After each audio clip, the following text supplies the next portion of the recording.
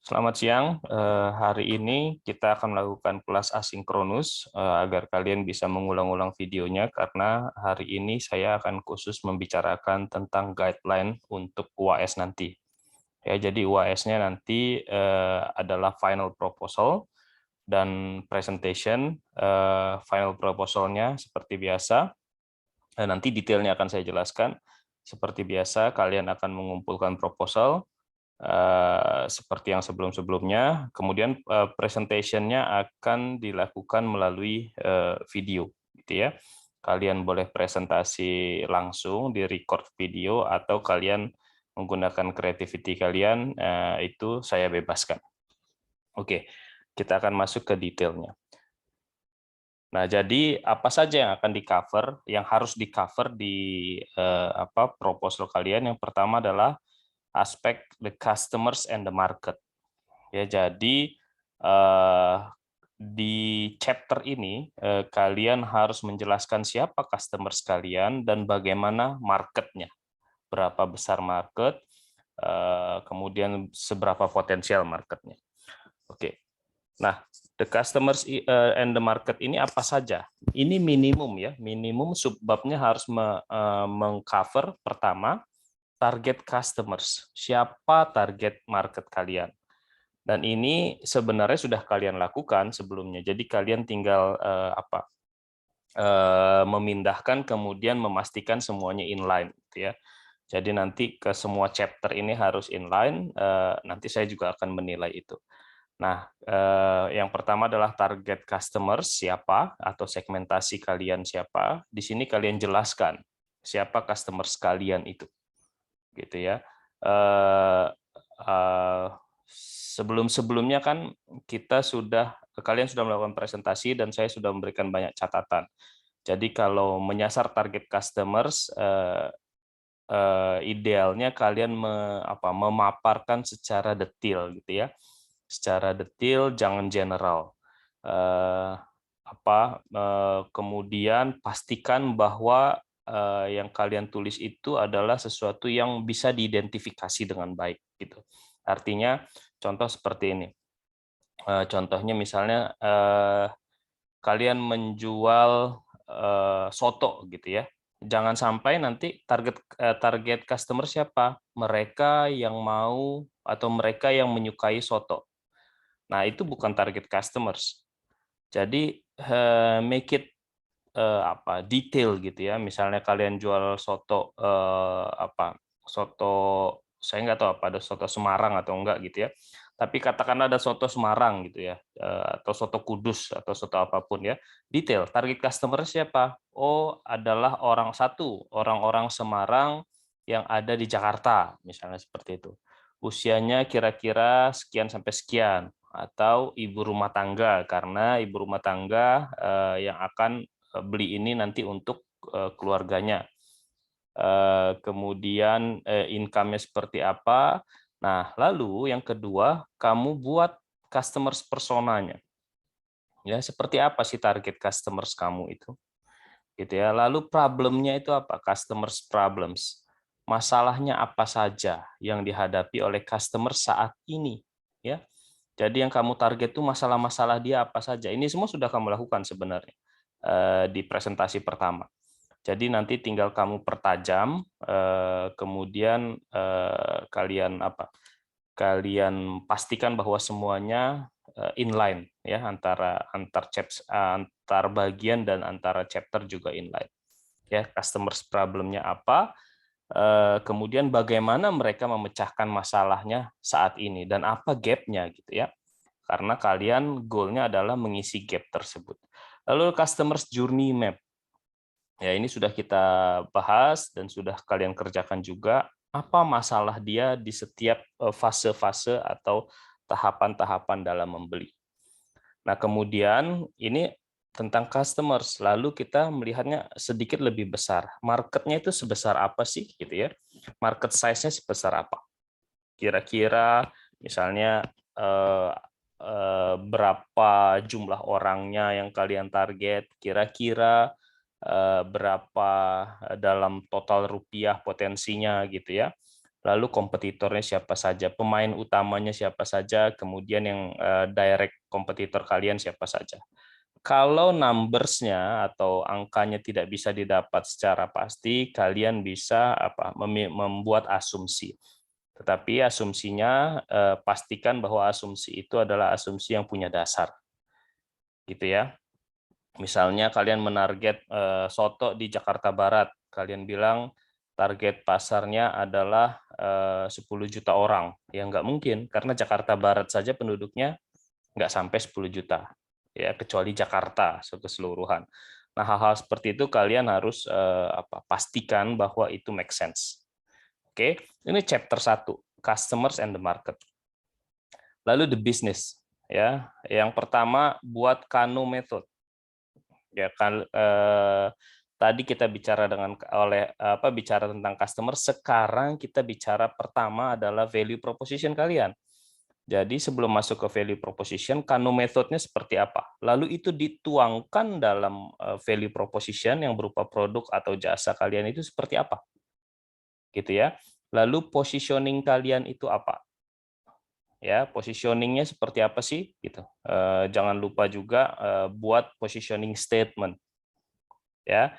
Nah, kemudian di positioning itu jangan lupa juga buat perceptual map. Ya. Lalu masuk berikutnya adalah bisnis modelnya seperti apa. Kalian bisa menggunakan bisnis model Canvas di sini, lalu dijelaskan bisnis model Canvasnya itu. Oke, ini semua sudah kalian kerjakan. Jadi bisnisnya itu seperti apa, memberikan gambaran bagaimana value proposition kalian memecahkan masalahnya customer yang ada di chapter 1 tadi. Ya, lalu kalian membuat model bisnisnya itu seperti apa dalam rangka membuat value proposition yang sesuai dengan kebutuhan customers. Yang ketiga adalah marketing plan. Ya, ini baru kita selesaikan ini chapternya kan kemarin. Yang pertama adalah marketing goals-nya apa. Lalu value proposition-nya tadi itu disinggung sedikit lagi. Kalian bikin garis besarnya karena sebenarnya detailnya sudah ada di chapter sebelumnya ya di value proposition. Lalu berikutnya adalah pricing strategy. Ya, bagaimana kamu menentukan harganya. Ya, ini sudah kita bahas juga di pertemuan-pertemuan sebelumnya dan sudah kalian presentasikan. Lalu bagaimana kalian mendistribusikannya? Ya, mendistribusikan atau mengakses customer kalian. Di aspek distribution, idealnya kalian harus sejalan dengan channel di bisnis model Canvas kalian. Karena bisnis model Canvas itu pada blok channel itu dia bicara distribusi sebenarnya. Atau kalau di 4P itu place, gitu ya. Lalu promotion-nya. Nah, promotion kalian tuh kalian jelaskan bagaimana sih promosinya. Kita sudah jelaskan sebelum-sebelumnya, kalian sudah presentasikan juga bahwa apa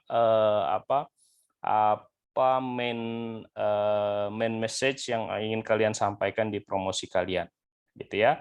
Lalu tunjukkan advertising materialnya. Kalau berupa print ads atau katakanlah visual yang gambar gitu, tunjukkan gambarnya. Kalau berupa video, kasih linknya ya, link ke YouTube dan sebagainya. Misalnya kalian buat, Pak, saya membuat iklan tapi berupa video di YouTube, gitu ya. Lalu budgetingnya seperti apa dan time plan-nya sesuai budgeting, gitu ya. Ini sudah kalian lakukan semuanya. Jadi tinggal digabungkan dan dipertajam serta dipastikan bahwa itu sinkron satu sama lain. Yang berikutnya adalah financial plan. Ya, financial plan itu harus mengcover pertama startup cost, yang kedua COGS atau HPP. Ya, jadi harus jelas HPP-nya itu seperti apa. Yang ketiga adalah cash flow, ya, cash flow 1 tahun. Cash flow 1 tahun bulanan, kemudian income statement 1 tahun hanya di bulan 12 itu ya, kemudian balance sheet 1 tahun gitu. Nah, kalian juga boleh menambahkan misalnya analisis investasinya, kapan payback periodnya, IRR-nya kapan, ini sudah di-cover sebenarnya di mata kuliah Principle of Finance. Jadi menurut saya kalau kalian mau menambahkan itu poin plus bagi kalian. Nah, yang terakhir adalah appendix atau lampiran gitu ya. Pastikan kalian mencantumkan YouTube presentation link-nya ya. Jadi saya bisa akses di situ. Karena ini yang tadi kita bicarakan adalah mengenai isi proposalnya, guideline proposalnya, tetapi you have to present your idea, your business idea itu melalui video ya. Formatnya seperti apa? Formatnya dibebaskan. Maksudnya kalian bisa presentasi kalian rekam atau kalian bisa membuat semacam video sendiri, kreativitas kalian lah. Kan sekarang banyak software yang bisa digunakan, misalnya Canva dan sebagainya. Ya. Nah, kalau kalian sudah menjalankan bisnisnya, tunjukkan evidence-nya, bukti-buktinya di section ini. Ya. Misalnya, yang pertama video dari kalau kalian sudah membuat prototipenya dan sudah menjual, video real picture-nya itu harus kalian sampaikan. Ya, kasih linknya di sini nanti saya nilai setelah saya melihat YouTube-nya gitu ya. Kemudian transaksinya kalian tunjukkan, misalnya ini Pak saya sudah ada yang beli di Tokopedia gitu ya, itu transaction evidence ya. Jadi berapa yang terjual itu kalian buktikan. Jadi jangan Pak saya sudah jualan 10 juta Pak, buktinya apa? Nggak ada Pak. Nah itu saya tidak anggap itu sebagai sudah berjualan gitu atau sudah melakukan bisnisnya atau sudah melakukan transaksi. Dan recordnya kapan terjual, berapa terjual itu harus ada recordnya. Ya, saya tidak menuntut untuk saat ini bahwa recordnya itu harus dalam format akuntansi yang benar, tetapi setidak-tidaknya kalian harus punya record. Karena kalau kalian nggak punya record, itu artinya bisnisnya bisa kacau gitu ya. Kalian nggak tahu berapa profit dan sebagainya. Nah, ini catatannya. Kenapa ini penting dilakukan? Bagi mereka yang sudah melakukan bisnisnya akan mendapatkan 3-5 additional final points. Ingat ya, ini poinnya 3-5 di nilai akhir. Jadi sangat besar. Bukan dinilai UAS saja, tapi dinilai akhir. Bayangkan kalau kamu nilainya 82,1 ya, kemudian tambah 3 menjadi 85,1. Ya, berarti nilainya dari B plus atau A minus tuh menjadi A gitu ya. Jadi ini bisa mengubah nilai kamu dengan sangat signifikan. Bagi mereka yang bisnisnya sudah solid, artinya sudah berjalan dengan sangat baik, akan bisa mendapatkan 5 poin bahkan. Jadi nilainya bisa dari 80 menjadi 85 gitu ya, menjadi sangat signifikan. Gitu. Nah ini guideline pengumpulan ya. Submission-nya proposal itu dalam format PDF pada hari terakhir UAS seperti biasa supaya kalian punya waktu yang cukup untuk menyelesaikan semuanya. Jadi start from now, ini di pertemuan 14, kamu masih punya pertemuan 15, kamu masih punya masa UAS. Jadi let's say masih punya 2-3 minggu untuk menyelesaikan. Toh kalian sudah menyelesaikan mungkin 80%-nya, karena ini sebenarnya tinggal merangkum apa yang sudah kita lakukan semua gitu ya. Nah, nanti tinggal disinkronisasi, dipertajam, kemudian dipastikan semuanya itu nanti inline gitu ya. Nah, submission-nya hanya lewat Edmodo ya, tanggalnya itu tanggal hari terakhir, tapi nanti saya akan umumkan tanggal dan jam pastinya setelah saya tahu kapan hari terakhir UAS gitu ya. Formatnya hanya PDF, bukan yang lain ya. Nah, jangan lupa juga share video presentasinya di YouTube, linknya ya, supaya saya bisa mengakses ya. Jadi presentasi videonya ini akan ada di YouTube, linknya akan ada di Edmodo 1. Yang kedua akan ada di dalam di appendix, ya, di proposalnya akan ada di appendix, ya. Nah, jadi ini minimum requirement yang kita bahas semua ini minimum. Kalian boleh menambahkan dan saya berharap formatnya itu yang format yang profesional. Jadi tampilannya itu tampilan profesional. Bukan tampilan yang seperti apa proposal disusun oleh logo Podomoro kemudian bla bla bla tahun 2022, bukan begitu. Jadi tampilannya tampilan profesional, like a professional business. Oke, nah mulai dari sekarang kita bisa sampai sampai pengumpulan itu masih ada sekian minggu, itu kalian bisa arrange meeting dengan saya untuk seperti biasa ya, asistensi. Ya, karena saya melihat asistensi adalah cara paling efektif untuk mengimprove kalian. Jadi nanti biasanya yang lebih sering asistensi hasilnya lebih baik. Kenapa? Karena dia improvementnya itu di-assess, kemudian di-improve. Oke, I think that's all for today. Terima kasih.